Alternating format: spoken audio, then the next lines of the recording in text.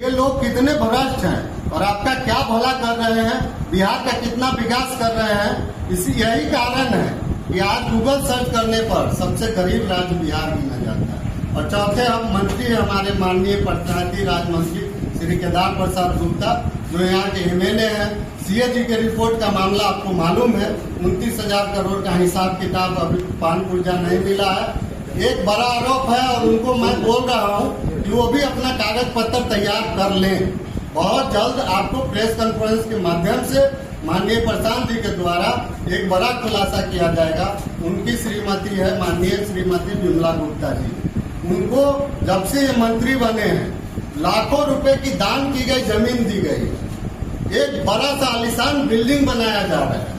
और ये जमीन का जो अमाउंट है और बिल्डिंग का जो अमाउंट है उसको जोड़े और ये अपने वेतन भत्ते में से 1 रुपया भी खर्च न करे, तभी इसका अमाउंट जो मूल वेतन है उससे 4 गुना ज्यादा हो जाएगा।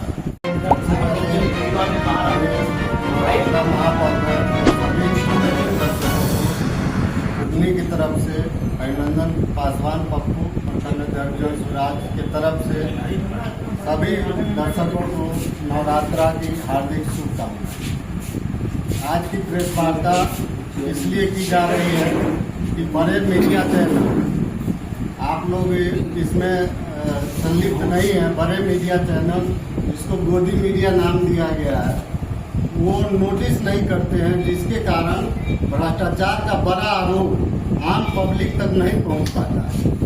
तो आप लोग हर गली मोहल्ले पुराने के चप्पे चप्पे पे आपकी खबर चलती है, तो इस प्रेस कॉन्फ्रेंस के माध्यम से जो बड़े आरोप हैं, एनडीए के 4 बड़े नेताओं का आरोप है, उनके भ्रष्टाचार का आरोप है और उसका जो सबूत है इस प्रेस कॉन्फ्रेंस के माध्यम से दिया जाता है।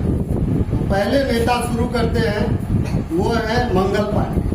मंगल पांडे जैसा कि अभी जान रहे हैं कि इनकी जो स्वास्थ्य डिपार्टमेंट है उसकी लापरवाही से जगन्नाथपुर की एक बेटी दम तोड़ दी। आप लोगों ने बड़ी मेहनत से इसको चलाया और वो उसको इंसाफ अब मिलने ही वाला है। कोर्ट स्पीडी ट्रायल किया, उसमें जो स्वास्थ्य विभाग की लापरवाही थी। अब आते हैं उनके भ्रष्टाचार पर। तो वो वर्ष है 1920 में उनकी श्रीमती जी है उर्मिला पांडे, उनके खाते पर 2 करोड़ 12 लाख रुपए जमा होता। जब श्रीमान प्रशांत किशोर जी ने ये बात कही कि ये पैसा आपके अकाउंट में, आपकी वाइफ के अकाउंट में आया, तो इसको मेंशन क्यों नहीं किया गया, इसको दिखाया क्यों नहीं गया, तो उन्होंने कहा कि हमने पापा से कर्ज लिया था 25 लाख रुपए दिल्ली में फ्लैट बनाने के। तो 2 करोड़ 12 लाख रुपए में 25 लाख तो उन्होंने पापा से लिया। जो शेष अमाउंट है उसका जिक्र कहीं क्यों नहीं किया गया। साफ पता चलता है कि ये पैसा जो है कहीं ना कहीं भ्रष्टाचार का भेंट चढ़ा है, कहीं न कहीं अवैध तरीके से उगाही किया गया है। तो जो भी एनडीए के प्रति हमारे नौजवान हैं, जिनको लगता है कि एनडीए बड़ी विकास कर रही है, इसके नेता बहुत ईमानदार हैं, तो वो अपने नेता से सवाल पूछे। आपके चैनल के माध्यम से जब उनको ये बात जाए तो वो सवाल पूछे कि ये आरोप कैसा है। दूसरे सबसे बड़े नेता है सम्राट चौधरी, अभी डिप्टी सीएम है। सम्राट चौधरी के बारे में सभी लोग जानते हैं, अभी नीतीश कुमार के बड़े चहेते हैं और जहाँ कहीं भी आपको नीतीश कुमार दिखेंगे उनके दाएं बाएं में ये दिखते हैं। इनका जो नाम है, बचपन का नाम सम्राट कुमार मौर्य है। सम्राट कुमार मौर्य नाम का एक लड़का साल 1998 में कांग्रेस के नेता सदानंद सिंह को बम मार दिया था।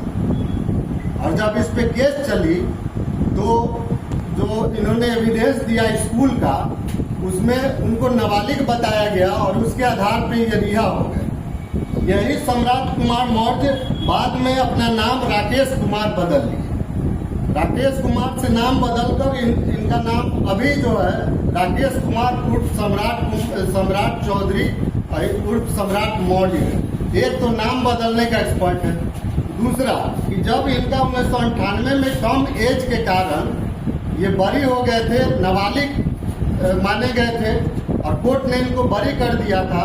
उस टाइम MP MLC थे या विधायक जो सांसद या विधायक जो भी थे, उनकी सदस्यता भी निरस्त की गई।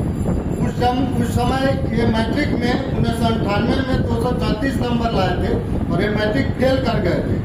बाद में 2010 में हलफनामे में खुद बताया कि ये 7वीं पास है और अभी कह रहे हैं कि हम D.Litt की डिग्री लिए हुए हैं। तो ये साबित करें कि मैट्रिक कब किए और ये D.Litt की डिग्री कब ली।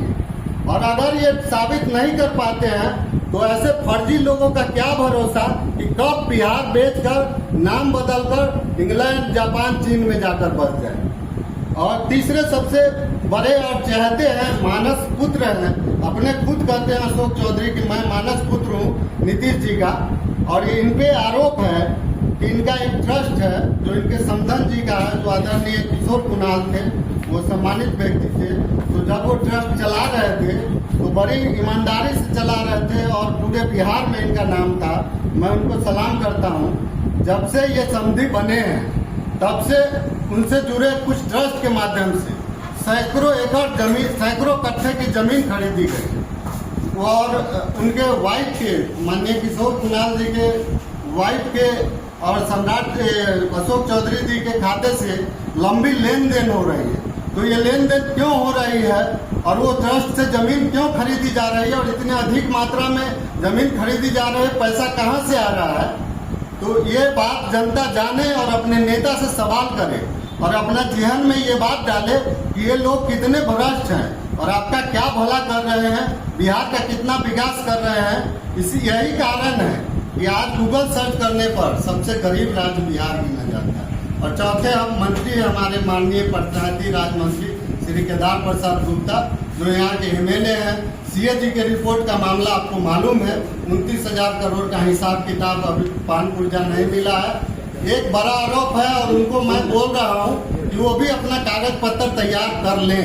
बहुत जल्द आपको प्रेस कॉन्फ्रेंस के माध्यम से माननीय प्रशांत जी के द्वारा एक बड़ा खुलासा किया जाएगा। उनकी श्रीमती है माननीय श्रीमती विमला गुप्ता जी, उनको जब से ये मंत्री बने हैं लाखों रुपए की दान की गई जमीन दी गई है।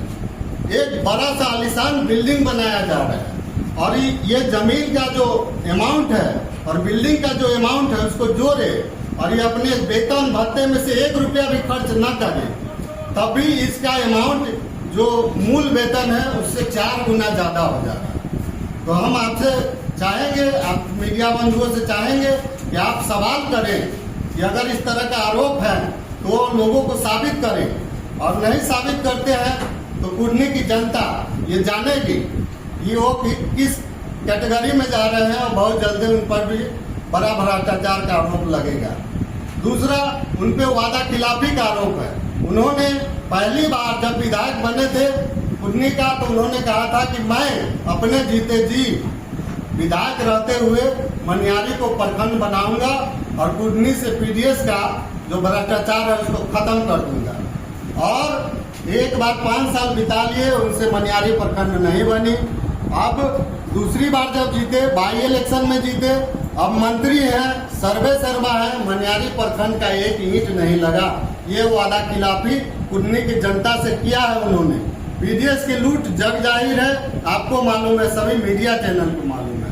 तो वो दो बड़े दावे किए थे उसको उन्होंने पूरा नहीं किया, इसलिए पूरा जनसुराज कुर्नी उनको आरोप लगा रहा है कि अगर अभी भी समय है 2 महीने के अंदर शिलादान कर दे और PDS की लूट बंद करवा दे, जनता आप पे भरोसा करने लगे शायद, नहीं तो जनता जो खदेड़ना शुरू की है वो ज्यादा बढ़ने वाला है।